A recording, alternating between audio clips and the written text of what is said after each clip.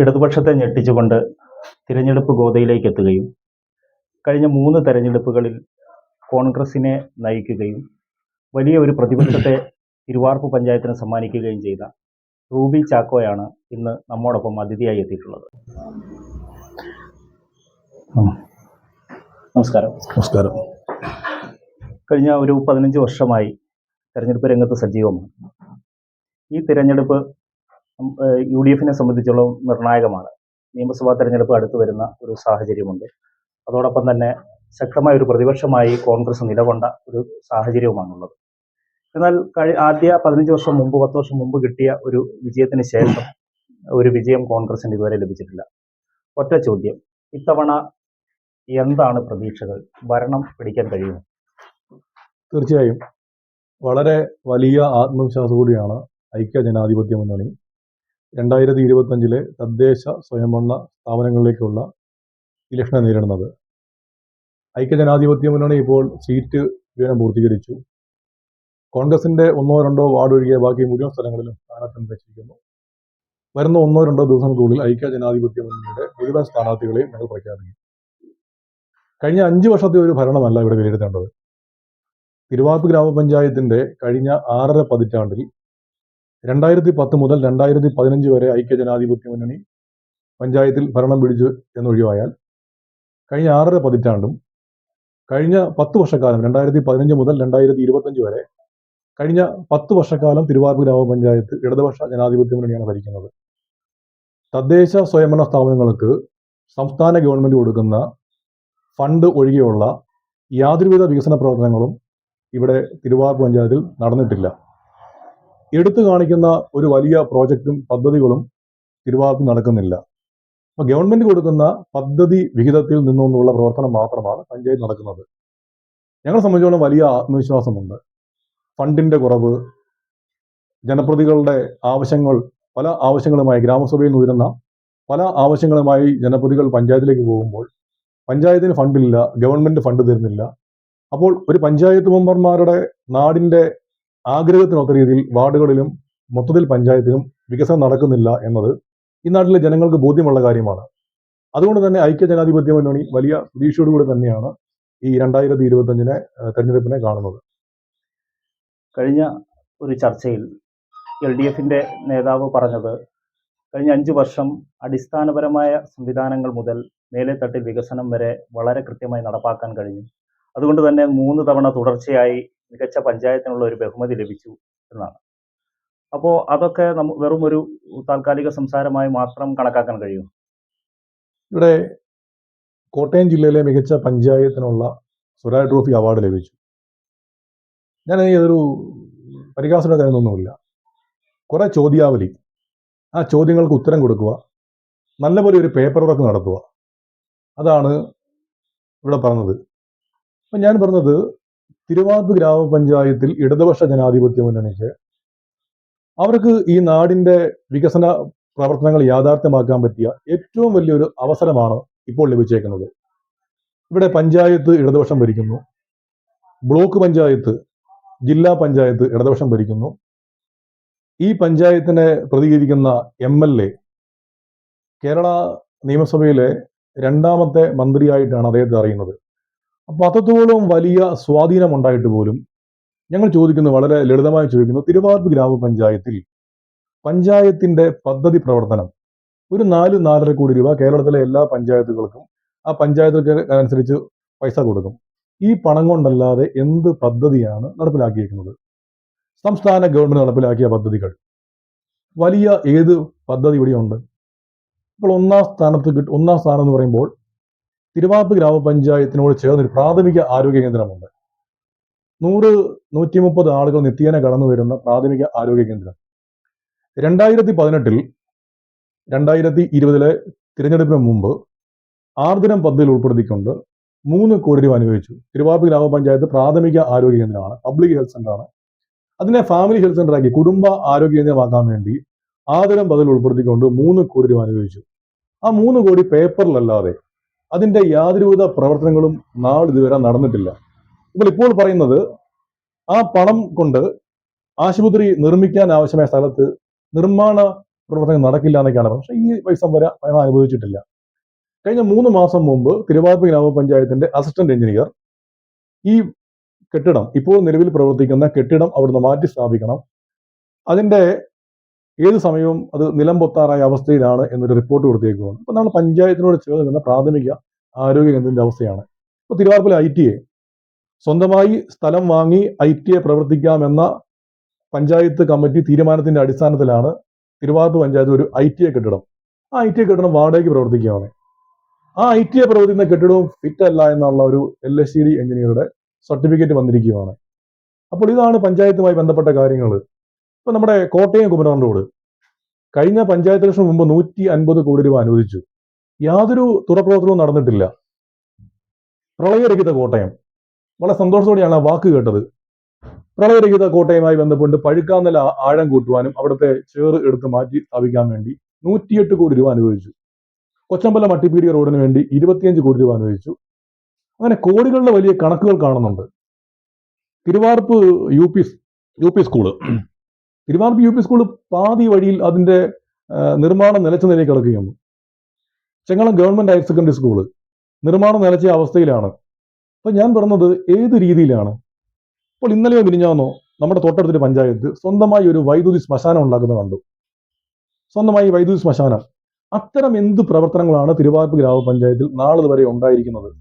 ഞങ്ങൾ പഞ്ചായത്തുമായി ബന്ധപ്പെട്ട് പല നിർദ്ദേശം സമർപ്പിക്കുമ്പോൾ സാമ്പത്തികമില്ല, തനത് വരുമാനമില്ല, മറ്റ് പണത്തിന്റെ ലഭ്യത കുറവ് എന്നത് പറയുന്നു. അപ്പോൾ സ്വരാജ് ട്രോഫി പഞ്ചായത്തിന് കിട്ടി, പക്ഷെ കിട്ടുമ്പോൾ എന്തു വികസന പ്രവർത്തനം കാണിച്ചുകൊണ്ടാണ്? അപ്പൊ നമുക്കറിയാം, ഇല്ലിക്കൽ കവല തിരുവാർപ്പ് ഗ്രാമപഞ്ചായത്തിന്റെ ഹൃദയഭൂമിയാണ്. ഇല്ലിക്കൽ കവല തുടർച്ചയായി ഒരു മഴ പെയ്ത് വെള്ളം പൊങ്ങിയാൽ ഇല്ലിക്കൽ കവല വെള്ളത്തിൽ മുങ്ങുകയും തിരുവാർപ്പ്, കാഞ്ഞിരം, എന്തൊരു കുമരകം റൂട്ടിലേക്കുള്ള ഗതാഗതം പോലും തടസ്സപ്പെടുന്ന അവസ്ഥ വരും. ഇതാണ് അവസ്ഥ. അപ്പൊ വെള്ളപ്പൊക്കത്തിന് തിരുവാർപ്പ് പഞ്ചായത്തിന്റെ മുഴുവൻ വെള്ളപ്പൊക്കത്തിന് പരിഹാരം കാണാമെന്നും പറഞ്ഞു. പക്ഷെ ഇല്ലിക്കൽ കവലയിലെ ആ വെള്ളക്കെട്ടിനും ശമനം പോലും കാണാൻ സാധിച്ചിട്ടില്ല. ഇപ്പോൾ LDF ഉയർത്തിക്കാണിക്കുന്ന ഏറ്റവും പ്രധാനപ്പെട്ട ഒരു കാര്യം മലരിക്കൽ ഫെസ്റ്റുമായി ബന്ധപ്പെട്ടിട്ട് മലരിക്കലുണ്ടായ വികസനങ്ങളാണ്. ഇപ്പോൾ അവിടെ നിരവധി പേർക്ക് തൊഴിൽ കൊടുക്കുന്നു. അതോടൊപ്പം തന്നെ ഒരുപാട് കാര്യങ്ങൾ അവിടെ ചെയ്യാൻ കഴിഞ്ഞു. മികച്ചൊരു റോഡ് സമ്മാനിച്ചു. മലരിക്കലിന് ശ്രദ്ധാകേന്ദ്രമാകുന്ന ഒരു വിനോദ കേന്ദ്രമായി മാറ്റപ്പെട്ടിട്ടുണ്ട് എന്ന് അവർ അവകാശപ്പെടുന്നുണ്ട്. ഈ മലരിക്കുമായി ബന്ധപ്പെട്ടിട്ടുള്ള UDFന്റെ പുതിയ കാഴ്ചപ്പാടുകൾ എന്താണ്? ഇത്രയും പറയുന്ന കാര്യങ്ങളിൽ മുഴുവൻ യാഥാർത്ഥ്യമുണ്ട് എന്ന് പറയാൻ കഴിയുമോ? അപ്പം മലരിക്കിലേക്ക് വരുമ്പോൾ ആ പ്രദേശത്തിന്റെ വികസനത്തിന് ഏറ്റവും അടിസ്ഥാനമായത് കാഞ്ഞിരത്തെ പാലവും ആ റോഡുമാണ്. 2002 സമയത്ത്, അതിനുശേഷം പ്രിയപ്പെട്ട മേഴ്സി ചേച്ചി MLA സമയത്താണ് ആ മലരിക്കിലേക്കുള്ള റോഡ് യാഥാർത്ഥ്യമാകുന്നത്. ആ റോഡിന് ശേഷം ബാക്കി എന്ത് സംഭവിച്ചു? ഇപ്പം ശരിയാണ്, പൊതുമരാമത്ത് വകുപ്പിൽ നിന്നും പണം അനുവദിച്ച റോഡ് വീതി കൂടി ശരിയാണ്. പക്ഷേ മേഴ്സി ചേച്ചി MLA ആയ സമയത്ത് ഒരിക്കലും നടക്കില്ല എന്നൊരു വികസനം യാഥാർത്ഥ്യമാണ് ആ റോഡ് യാഥാർത്ഥ്യമായത്. അതുപോലെ തന്നെ പാല്, ബഹുമാനപ്പെട്ട കേരളത്തിന്റെ മുഖ്യമന്ത്രി ഉമ്മൻചാണ്ടി സാർ ആയ സമയത്തായിരുന്നു ആ പാലത്തിന് പണം അനുവദിച്ചതും അതിന്റെ നിർമ്മാണ പ്രവർത്തനങ്ങളൊക്കെ ആരംഭിച്ചതും. ഇപ്പോൾ അതിന്റെ അവസ്ഥ എന്ത് നിൽക്കുന്നു? ഏതാണ്ട് 200-250ഓളം വള്ളങ്ങൾ അവിടെയുണ്ട്. നൂറുകണക്കിന് ആയിരക്കണക്കിന് ആളുകൾ നിത്യേന കടന്നു വരുന്നു. ഞാൻ കൂടുതലൊന്നും പറഞ്ഞൊന്നുമില്ല. അവിടെ കടന്നു വരുന്ന ആളുകൾക്ക് പ്രാഥമിക കാര്യങ്ങൾ നിർവഹിക്കാൻ പോലുള്ള സംവിധാനം ഉണ്ടാക്കാൻ സാധിച്ചിട്ടൊന്നുമില്ല. അവിടെ ആളുകൾ വരുന്നുണ്ട്. ആ ആളുകൾ വരുന്നതുകൊണ്ട് ആ നാട്ടിലെ പാവപ്പെട്ട ആളുകളുടെ വരുമാനത്തിന്റെ അടുത്ത് വർധനം ഉണ്ടായിട്ടുണ്ട്. നമ്മുടെ തന്നെ ആളുകൾ അവിടെ വള്ളം ഓടിക്കുന്ന ആൾക്കാരുണ്ട്, പാർക്കിങ്ങിന്റെ ഫീസ് കിട്ടുന്നുണ്ട്. പക്ഷെ എന്ത് അടിസ്ഥാന സൗകര്യമാണ് അവിടെ ഉണ്ടാക്കിയിരിക്കുന്നത്?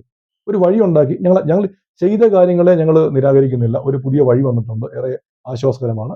എന്നാൽ അവിടെ വരുന്ന ആളുകൾക്ക് പ്രാഥമിക കാര്യം നിർവഹിക്കാൻ പോലും സമയം ഉണ്ടാക്കിയിട്ടൊന്നുമില്ല. ഇത് പറയുമ്പോൾ ഈ മലരിക്കലിന്റെ അപ്പുറത്ത് ഇറമ്പം എന്നൊരു പ്രദേശമുണ്ട്. കഴിഞ്ഞ 2-3 ദിവസമായി പത്രമാധ്യമങ്ങൾ കൂടി ദൃശ്യമാധ്യമം നിറഞ്ഞു നിൽക്കുന്നത് ഇറമ്പത്തെ കാര്യമാണ്. അവിടെ കുട്ടികൾ ഈ 21ാം നൂറ്റാണ്ടിൽ ഇപ്പോഴും കൊച്ചുകുട്ടികൾ വഴിയില്ലാത്തതിന്റെ പേരിൽ 3 ആഴ്ചക്കാലം സ്കൂളിൽ പോകാൻ പറ്റുന്നില്ല എന്ന് പറയുമ്പോൾ അവിടെ മനുഷ്യാവകാശ കമ്മീഷൻ സ്വമേധയാ അത് കേസെടുത്ത് നിർദ്ദേശിച്ചുകൊണ്ടുണ്ട്. അപ്പം കുഞ്ഞുങ്ങൾ, ഇപ്പം കേരളത്തിലെ മുഖ്യധാര മാധ്യമങ്ങളുടെ 1ാം പേജ് നമ്മൾ കാണുകയുണ്ടായി. കുട്ടികൾ ഒരു കയ്യിൽ ബാഗ് പിടിച്ച് ഈ കാടും ചെടിയുമൊക്കെ വകഞ്ഞു നീക്കിക്കൊണ്ട് കടന്നു വരുന്നൊരു കാഴ്ച. അപ്പോൾ ഈ സ്വപ്നസുന്ദരമായി എന്ന് പറയുന്ന മലരിക്കലിന്റെ തൊട്ടപ്പുറത്തെ സ്ഥലമാണ് ഇറമ്പം. അപ്പൊ അവിടുത്തെ ഒരു ജീവിത രീതിയും കൂടെ നമ്മൾ ഇതിനോട് ചേർത്ത് വെക്കേണ്ടതുണ്ട്. ഇപ്പോൾ യു ഡി എഫ് സംവിധാനം ഏകദേശം ഒറ്റക്കെട്ടായി മത്സരരംഗത്തേക്ക് വരുന്നു എന്നാണ് പ്രതീക്ഷിക്കുന്നത്. ഇപ്പം സീറ്റ് വിഭജനമൊക്കെ ഏകദേശം പൂർത്തിയായിട്ടുണ്ടാവും. എത്ര സീറ്റിൽ ഏതൊക്കെ പാർട്ടികളാണ് മത്സരിക്കുന്നത്, സ്ഥാനാർത്ഥി നിർണയങ്ങളുടെ കാര്യം എവിടം വരെ എത്തി? ഐക്യ ജനാധിപത്യ മുന്നണി കഴിഞ്ഞ തവണ മത്സരിച്ച പോലെ തന്നെയാണ്. ഇന്ത്യൻ യൂണിയൻ മുസ്ലിം ലീഗ് 2 സീറ്റിലും കേരള കോൺഗ്രസ് ജോസഫ് ഗ്രൂപ്പ് 2 സീറ്റിലാണ് മത്സരിക്കുന്നത്. 4 സീറ്റിൽ ഘടകകക്ഷികളും ബാക്കി 15 സീറ്റിൽ കോൺഗ്രസ് പാർട്ടിയുമാണ് മത്സരിക്കുന്നത്. കോൺഗ്രസിന്റെ സ്ഥാനാർത്ഥി നിർണയങ്ങൾ പൂർത്തിയായിട്ടുണ്ട്. കോൺഗ്രസ് സ്ഥാനാർത്ഥിയായിട്ട് 13ഓളം വാർഡുകളിൽ സ്ഥാനാർത്ഥിയായിട്ടുണ്ട്. 2 ഇടങ്ങളിൽ തർക്കങ്ങളൊന്നുമില്ല. അവിടെ ആര് വേണമെന്നൊരു കൺഫ്യൂഷനുണ്ട്. കൺഫ്യൂഷനൊന്നുമില്ല. നമുക്ക് 2-3 ദിവസം കൂടി 2 ദിവസങ്ങൾക്കുള്ളിൽ തിരുവാർപ്പ് ഗ്രാമപഞ്ചായത്തിലെ 19 സീറ്റിലെയും ഐക്യ ജനാധിപത്യ മുന്നണി സ്ഥാനാർത്ഥികളെ ഞങ്ങൾ പ്രഖ്യാപിക്കും. ഇപ്പോൾ പ്രഖ്യാപനം നടന്നില്ലെങ്കിൽ പോലും മറ്റു പല സ്ഥലങ്ങളിലും സ്ഥാനാർത്ഥികൾ അവരുടേതായ നിലയിൽ പ്രചരണം ആരംഭിച്ചിട്ടുണ്ട്.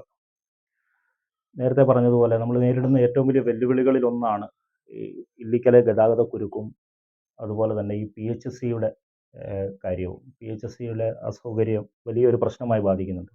ഈ 2 കാര്യത്തിൽ UDF എന്ത് സമീപനമാണ് ഭരണം കിട്ടിയാൽ ചെയ്യാൻ ഉദ്ദേശിക്കുന്നത്?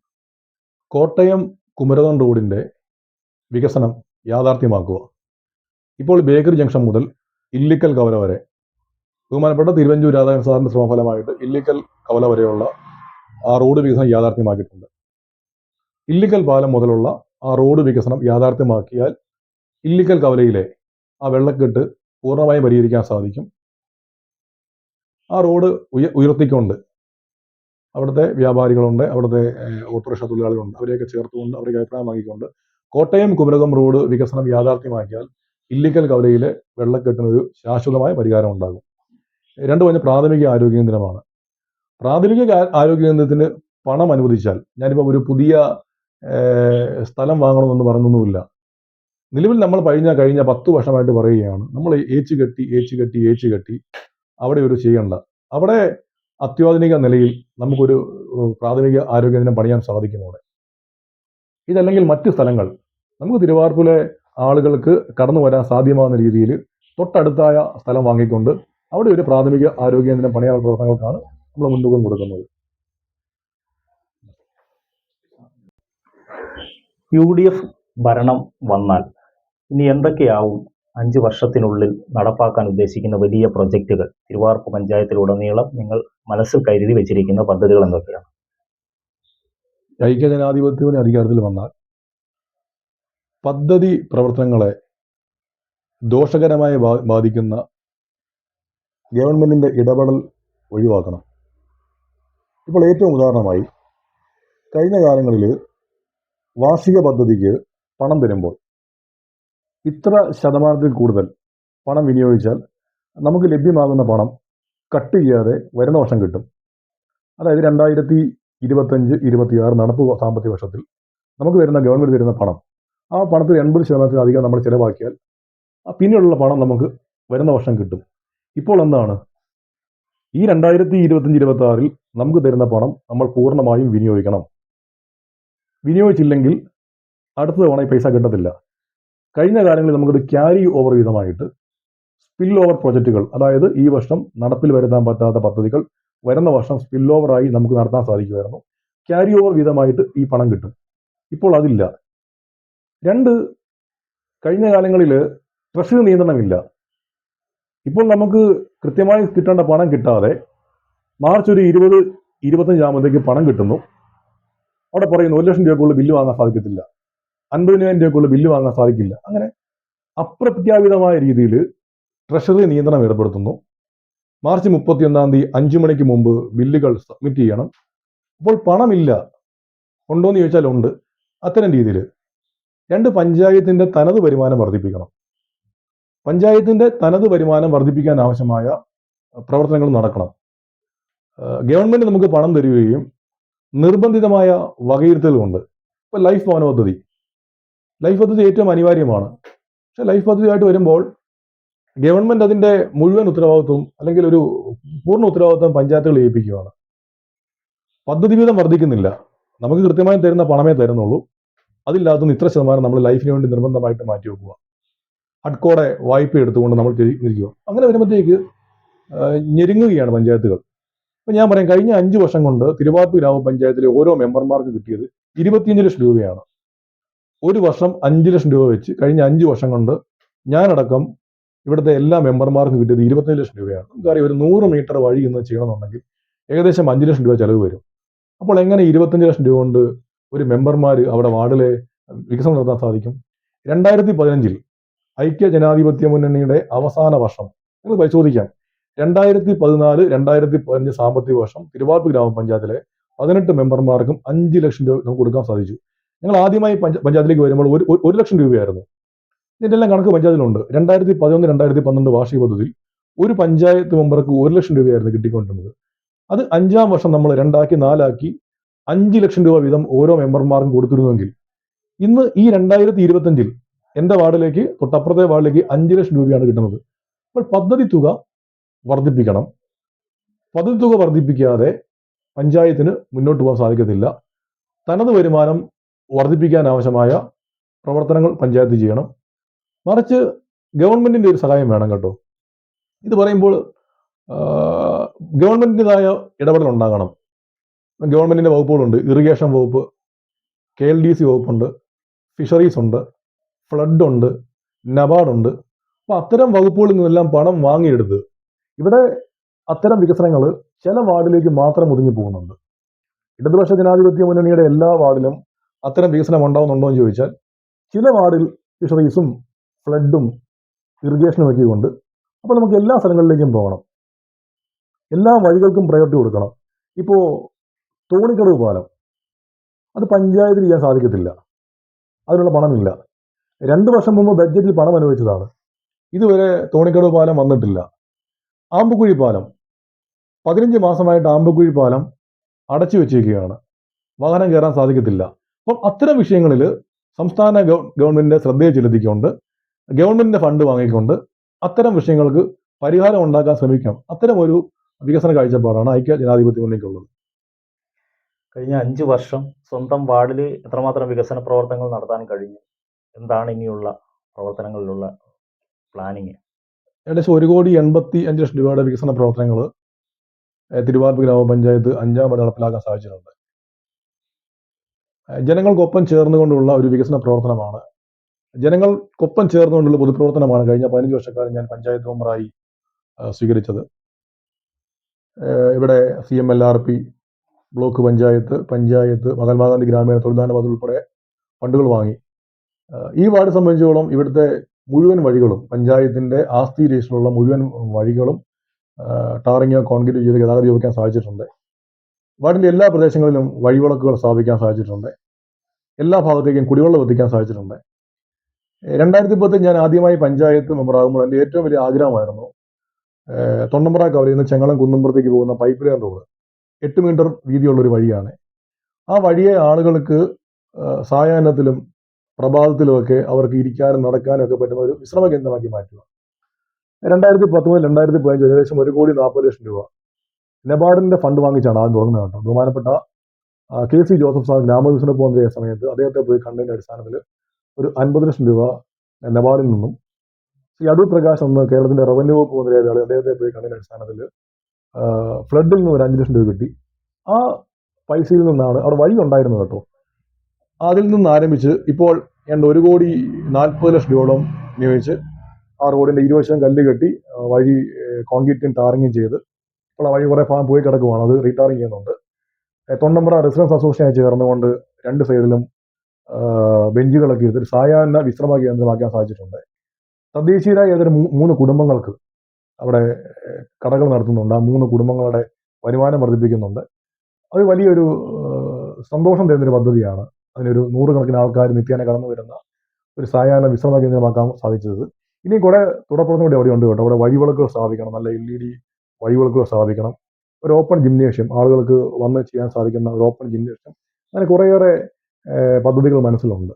എന്തായാലും 5 വർഷക്കാലം ഈ വാർഡുമായി ഞാൻ പ്രതിപക്ഷ ജനപ്രതിയാണ്. ആ പരിമിതിയെ പോലും അതിജീവിച്ചുകൊണ്ട് നാടിന്റെ വിചാരങ്ങൾക്കും വികാരങ്ങൾക്കും ഒപ്പം നടക്കുവാൻ സാധിച്ചിട്ടുണ്ട്. ഒരു അംഗനവാടി, നമുക്ക് നാടിന്റെ ഏറ്റവും വലിയ ആഗ്രഹം ഒരു അംഗനവാടി വേണമെന്നുള്ളത്. ഒരു പ്രിയ സ്നേഹിതൻ സൗജന്യമായി ഒരു 4 സെന്റ് സ്ഥലം വിട്ടുതരികയും അതിന് 27 ലക്ഷം രൂപ വികസന ഫണ്ട് വയ്ക്കുകയും ടെൻഡർ നടപടിക്രമങ്ങൾ വരെ പൂർത്തീകരിച്ചു. ടെൻഡർ നടപടിയിലേക്ക് കടക്കുന്നു. അപ്പോൾ അവിടെ ഒരു അംഗനവാടി യാഥാർത്ഥ്യമാകും. വാർഡ് മെമ്പർ എന്ന നിലയിൽ ഈ നാട്ടിലെ ജനങ്ങൾ ആവശ്യപ്പെട്ട മുഴുവൻ കാര്യങ്ങളും നീതിബോധത്തോടെ ചെയ്യാൻ സാധിച്ചു എന്നൊരു ആത്മവിശ്വാസവും സന്തോഷമുണ്ട്.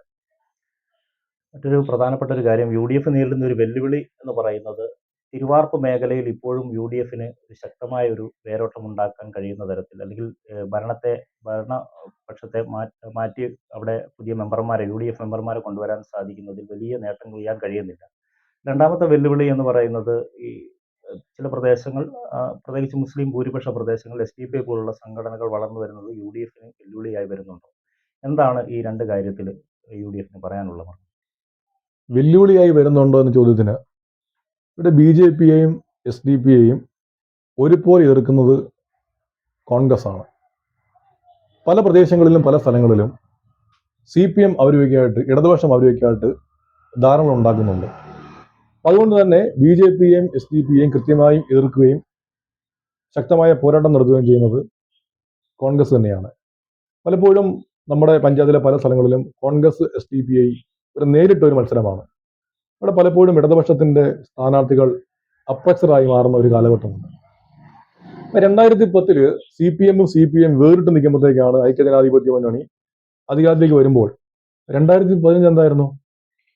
2015 CPMും ഇടതുപക്ഷവും കോൺഗ്രസും ഐക്യജനാധിപത്യവും നേർക്കുനേർ പോരാട്ടമായിരുന്നു. അന്ന് നമ്മുടെ നാട്ടിൽ ഒരു പുതിയ രാഷ്ട്രീയ പ്രസ്ഥാനം കടന്നു വന്നു. BDJS സമത്വ മുന്നണിക്കായിട്ട് വന്നു. നേർക്കുനേർ പോരാട്ടമായിരുന്നല്ലോ. അന്ന് ഐക്യജനാധിപത്യ മുന്നണിക്ക് 8 പഞ്ചായത്ത് മെമ്പർമാരുണ്ടായിരുന്നു. ഇടതുപക്ഷത്തിന് 10ഉം ഐക്യജനാധിപത്യ മുന്നണിക്ക് 8ഉം. പിന്നീട് ഇടതുപക്ഷത്തിന്റെ ഒരു പഞ്ചായത്ത് മെമ്പർ, 1ാം വാർഡിലെ പഞ്ചായത്ത് മെമ്പർ രാജിവെക്കുന്നു.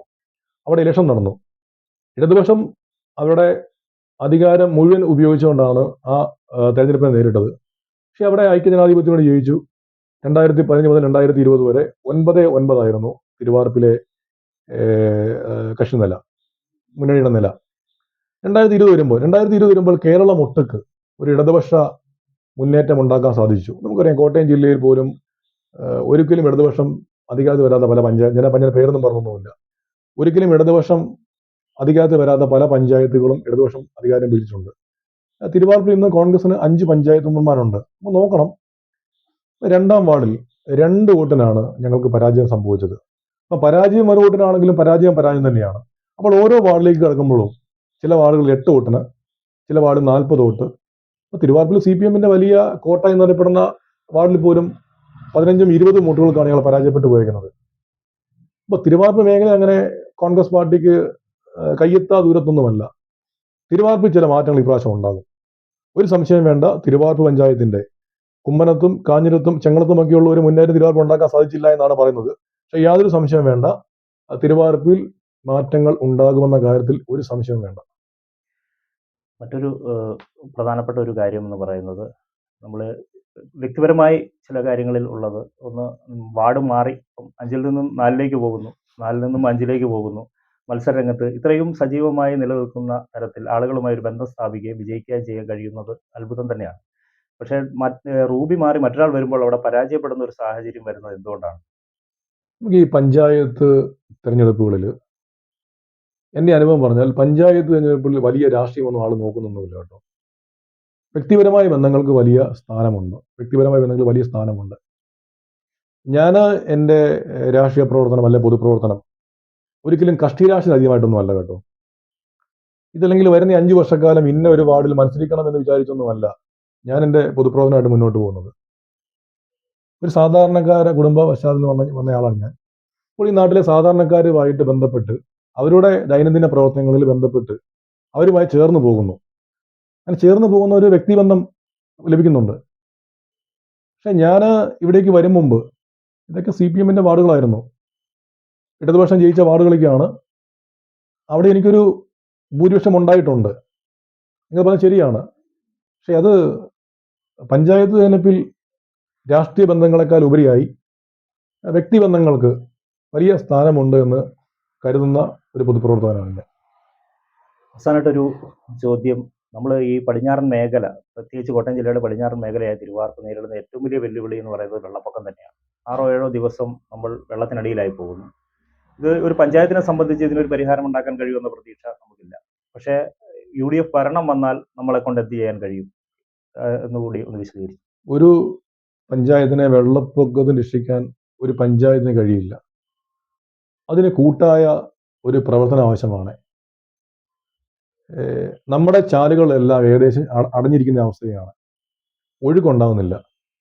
2015 ഞാൻ തിരുവാർപ്പ് ഗ്രാമപഞ്ചായത്ത് 4-ാം വാർഡ് മെമ്പറാകുമ്പോൾ അവിടെ പഴയാർ തോട് 40 വർഷമായിട്ട് നീരൊഴുക്കില്ലാതെ എക്കലടിഞ്ഞു കിടന്ന പ്രദേശമാണ്. നമ്മൾ പഞ്ചായത്തുമായി ബന്ധപ്പെട്ട് പല സ്ഥലങ്ങളിൽ പോയിട്ടും ആ തോട് ആഴം കൂട്ടാൻ ആവശ്യമായ ഒരു പദ്ധതിക്ക് അംഗീകാരം ലഭിച്ചില്ല. ഞങ്ങളുടെ നാട്ടുകാരുമായി ചേർന്നുകൊണ്ട് ജനകീയമായി ആ തോട് ആഴം കൂട്ടി 2 മാസം നീണ്ടു നിൽക്കുന്ന ഒരു പ്രവർത്തനം ഈ വെള്ളത്തിൽ ഇറങ്ങുന്ന 2 JCB ഉപയോഗിച്ചുകൊണ്ട് അതിൻ്റെ എക്കല് വിറ്റിയ പണം കൊണ്ട് അങ്ങനെ 7 ലക്ഷം രൂപ പ്രവർത്തി നടത്തി. ആ പ്രവൃത്തി നടത്തിയതിൻ്റെ ഒരു വലിയ ഉദാഹരണമാണ്. അതിനുശേഷം പ്രളയം വന്നപ്പോൾ ആ പ്രദേശം ഒരു വലിയ രീതിയിൽ അതിന് മാറ്റമുണ്ടായി. കാരണം വെള്ളം ഒഴുകിയപ്പോൾ നമുക്ക് വെള്ളം ഒഴുകിപ്പോകാൻ ആവശ്യമായ സംവിധാനം വേണം. ഇതുമായി ബന്ധപ്പെട്ട് നല്ല നിർദ്ദേശങ്ങൾ നൽകാൻ അറിവുള്ള പ്രാവീണ്യമുള്ള ഒട്ടേറെ ആളുകൾ നമ്മുടെ ഇടയിലുണ്ട്. അവരെയൊക്കെ ചേർത്ത് വിളിച്ചുകൊണ്ട് ഈ വെള്ളക്കെടുതിയിൽ നിന്നും അപ്പർ കുട്ടനാട് മേഖല, നമ്മുടെ തിരുവാർപ്പ് ഉൾപ്പെടെയുള്ള സ്ഥലങ്ങളെ എങ്ങനെ രക്ഷിക്കാമെന്ന് ആവശ്യപ്പെട്ടുകൊണ്ട് അവരുടെയൊക്കെ നിർദ്ദേശങ്ങൾ വാങ്ങിച്ചുകൊണ്ട് അത് ഗവൺമെന്റിൽ കൊടുത്തുകൊണ്ട് ഗവൺമെന്റിനെ ഈ വിഷയത്തിൽ ഇടപെടിപ്പിക്കുക. ഗവൺമെന്റിന്റെ കൂടി ഒരു പങ്കാളിത്തം ഉണ്ടാക്കിക്കൊണ്ട് നമുക്ക് വെള്ളപ്പൊക്കത്തെ, നമ്മുടെ ഈ മീനച്ചിലാർ വഴി വരുന്ന വെള്ളത്തെ പൂർണ്ണമായും കായലിലേക്ക് എത്തിക്കാൻ ആവശ്യമായ ഒരു സംവിധാനം ഏർപ്പാടാക്കണം. ഏതായാലും വിശദമായി നമ്മളോട് തിരുവാർപ്പ് പഞ്ചായത്തിൽ ഒരു ഭരണമാറ്റം അടക്കമുണ്ടാകുമെന്ന പ്രതീക്ഷയോടുകൂടി ചാക്കോ നമ്മൾ വിശദമായി സംസാരിച്ചു. തൽക്കാലത്തേക്ക് ഇന്നത്തെ ചർച്ച അവസാനിപ്പിക്കുന്നു. നന്ദി, നമസ്കാരം.